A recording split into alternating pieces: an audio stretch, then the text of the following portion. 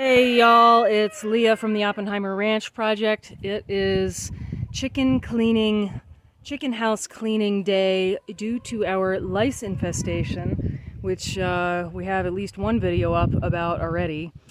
But I'm just going to sort of take you through this process. So this is the hen house, and this is where the lice problem started. So I'm actually going to work with this house last because I want to transfer the least amount of lice to other yards. So this is our hen yard. We do have a couple of roosters in here. We're going to completely clean out all of the litter, and then we're going to spray it down with a natural insecticidal soap spray, and then I'm going to dust the inside of the house with diatomaceous earth and sulfur powder, and then we'll do some other things around the house as well. Pull out any litter underneath the house, hang some sulfur bags, which will actually be socks. I'll explain all of that as we go. And so this is our biggest problem here in this yard. And then we've got this rooster house here. Since it's right next door, it's probably second most problematic. And lastly, since it's rather far away and not connected, we have the pullet house over here, which is way overdue for a cleaning anyhow, so that's nice. Hi ladies, you're not lousy ladies yet.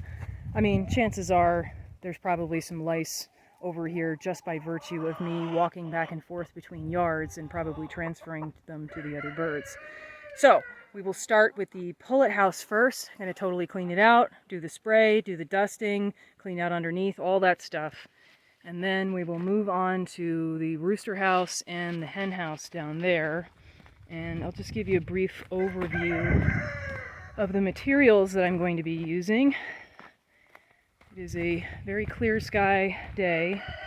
We are in monsoon season. It would be helpful if it didn't rain today, and I don't think it's supposed to, as much as we love the rain. Here's Frankie. Hi, Frankie. Frankie's hanging out on the cool dirt. She's a cool cat. So we have over here, look back. I just made a video about this natural insecticidal spray that I make.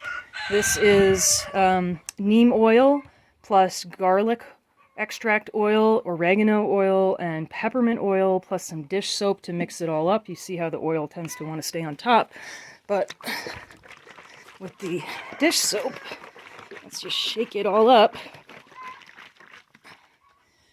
It's pretty good to go. It's not the best shake in the world, but you get the basic idea.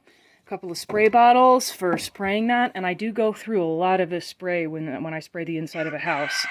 So thus why I've got 2 gallons worth plus 2 spray bottles worth. And then we also have here right now this bucket just has diatomaceous earth in it. I will be mixing in some sulfur powder and a bucket of sulfur powder. And then we have these handy dandy garden sprayers. So you put the powder in here and you squeeze and you should get a puff of powder out of these. Also a respirator. I'm using a respirator because diatomaceous earth and sulfur powder can be irritating to your skin, your eyes, and certainly your respiratory tract. I will also be wearing a respirator for cleaning out the chicken houses because there's a lot of dust that's created. And I'm sure I could withstand it, but of course there's bacteria and all kinds of stuff in there. Usually I just wear an N95, but a respirator is a little cooler, and I'm going to want to use the respirator for better protection when I do the dusting anyhow. Later on, I should have a friend, a neighbor, that's going to come over and help me, so we will check in and give you a progress update. Stay tuned. Okay, so we are here at the pullet house, and we have shoveled out all the litter and all the poop, and by as in we, I mean me and our friend and neighbor Tabor here, who's so kind to help. So we got all this cleaned out. We got this whole front section, perch section cleaned out for the most part. There is a little bit of dust and litter left, and that's okay. Wow, these ladies are loud. You're so loud! I'll just move away. So that's okay because we're mostly concerned about lice, and lice live on the chickens, not in the chicken houses. Mites are a little different depending on the kind of mite, but mites will typically kind of get themselves settled in a house. So when I'm cleaning for mites, I will typically vacuum as well, but because I'm going to do this a few times, I'm not too worried about it right now. And it's a lot of work, so we're going to skip the vacuuming this time. And we are now getting ready to spray, and as I mentioned, there's that other video that I did about how to make this natural spray oil. Again, it's neem oil, garlic extract, peppermint, and oregano, and a little bit of dish soap to help this emulsify, would be the word. Here, yeah, you shake it. Shake, shake, shake. Give it a good shake. Yeah, so now you can see it's like pretty mixed up.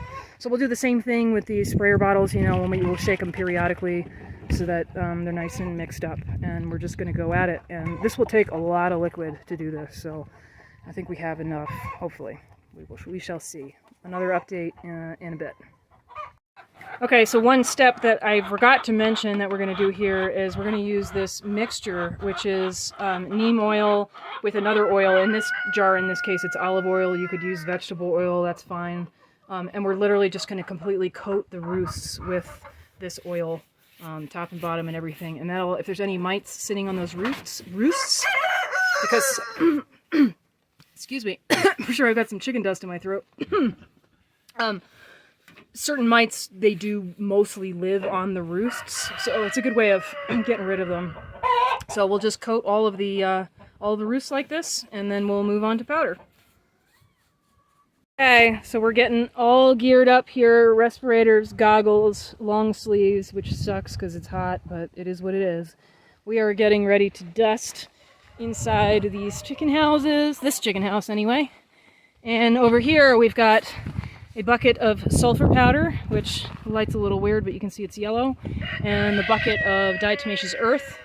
So what I'm going to do is I'm going to mix them, so we have about a 1-to-1 mix, and then we will put them in these, thank you Tabor, these garden dusters, and we will dust away.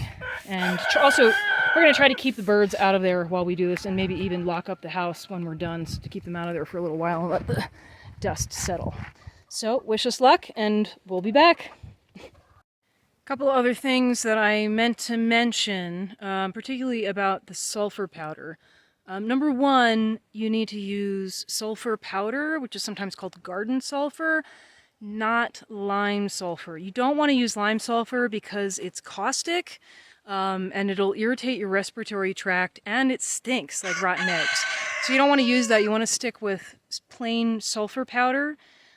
Also, you can actually put, it's 1.5 to 2 ounces per 50 pounds of feed, that's sulfur powder, into the feed. 1.5 to 2 ounces per 50 pounds of feed. If you add that sulfur powder to the feed, that will also help repel pests. So that's an option. And I also wanted to mention this book.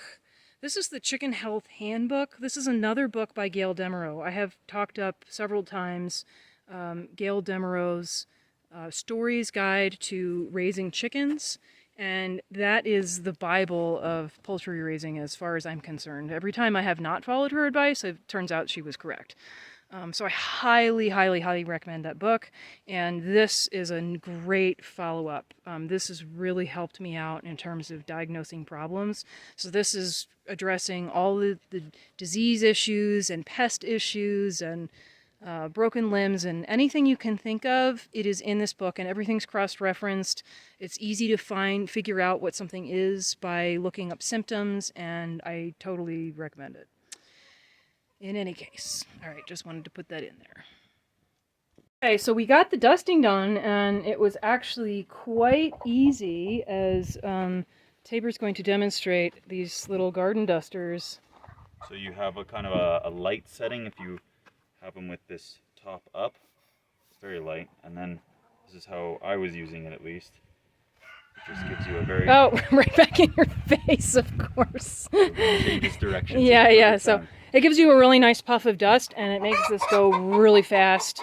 You can cover a lot of square footage quickly, and it doesn't require that much powder either. So that's really nice. So the ladies are anxious to get back in here. They kept trying to get in here because, you know, nesting boxes. So we're going to re-litter this, and with this house, we'll be all done. Oh, and I should mention also that we also pulled any remaining litter that was under here out and dusted under here. And one other thing that I'm going to do is fill socks with a combination of diatomaceous earth. Let me go somewhere else so you can hear me a little bit better. She's so loud.